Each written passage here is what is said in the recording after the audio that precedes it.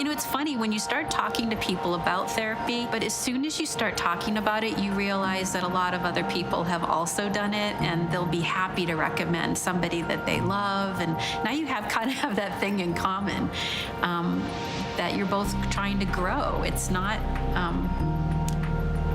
a negative at all. I think it shows incredible resiliency to be able to say, hey, I want to get stronger through whatever I'm going through.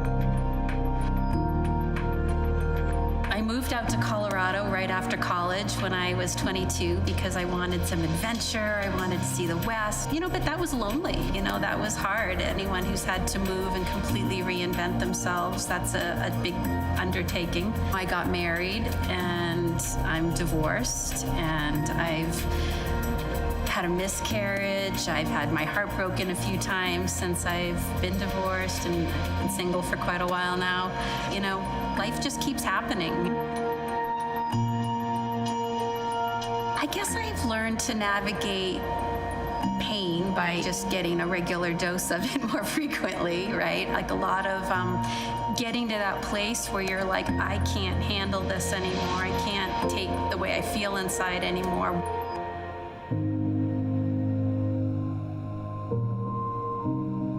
So I lost my son, Cole Sukol, when he was 14. He was killed by a drunk driver in a car crash. He was not in a car. He was standing in the bike lane a block from home, and he was hit by a car. And that was 5 years ago.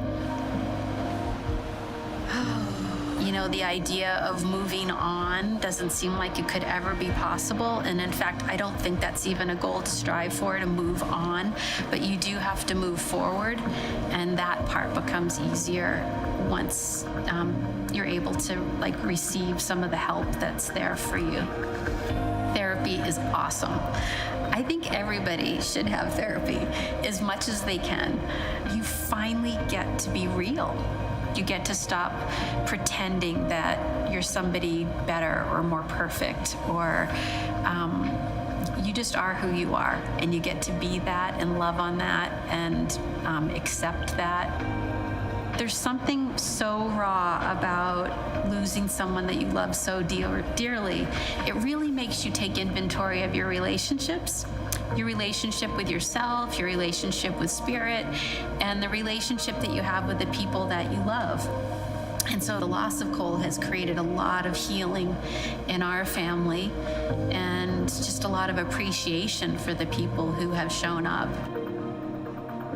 When a child dies, people are generally kind, right? They send flowers, they come to the ceremonies and things like that. But I'm talking about way beyond that. I'm talking about just people still who text me every time it's Cole's birthday or his death anniversary. Hundreds of people show up at the Donor Dash race that we do every year to celebrate Cole's life. And just countless ways that I have come to realize how interconnected I am. And honestly, that's been a huge source of strength.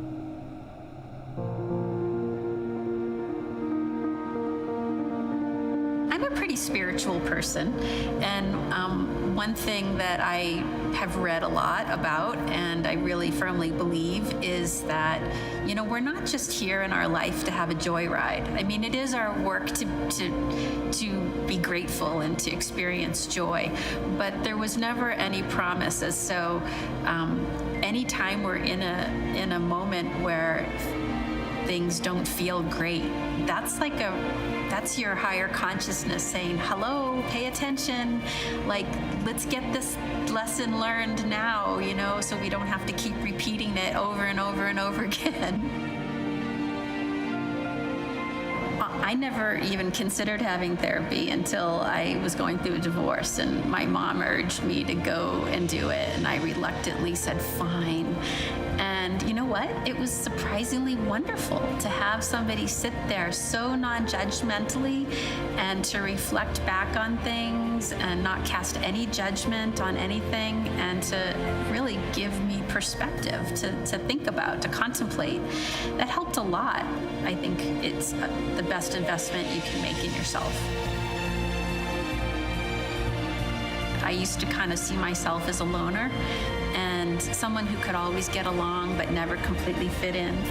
And now I really understand myself as being inextricably connected to everybody, to one another, right? And to not feel alone. Like when I do have those down moments, I remind myself that I am loved and supported always.